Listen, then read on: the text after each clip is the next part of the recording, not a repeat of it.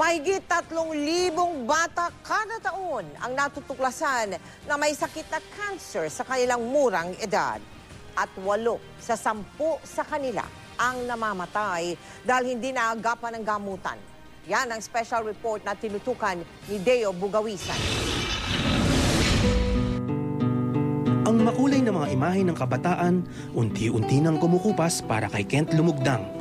Ang kanang mata ng 3 taong gulang na bata, tuluyan ng sinira ng retinoblastoma, isang uri ng cancer na mas madalas nakaaapekto sa mga musmos na gaya niya.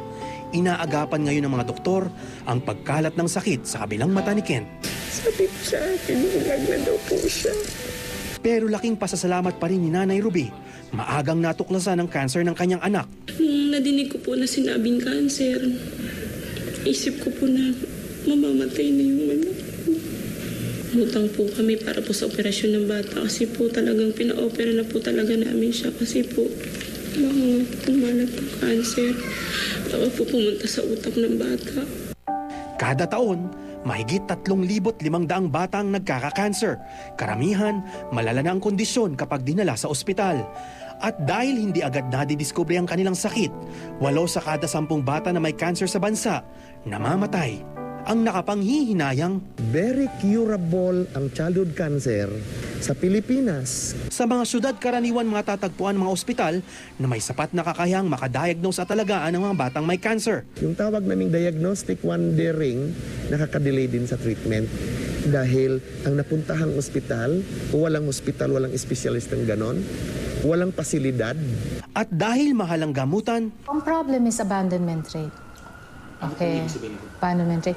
Ibig sabihin, diagnosed na sila with cancer and they are getting treatment, but in the middle, they stop.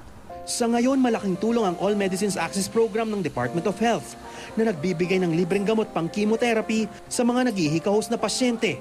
Pero isa sa mga kailangan pang gawin ayon sa Cancer Institute ng Philippine General Hospital, bumuo ng Cancer Registry para ma-monitor ang mga pasyente at masundan ang mga epektibong pamamaraan ng cancer treatment sa bansa. Registry is very important to evaluate your care. At the same time, determine then what could possibly cause this cancer and avoid, no? Para sa mga batang biktima ng cancer, mahirap ang daan patungong kalusugan. Pero si Nanay Ruby, hindi nawawalan ng pag-asa. Para po sa kanya lahat ng paghihirap na ginagawa namin. Para po gumaling siya. Deo Bugawisan, nakatutok 24 oras.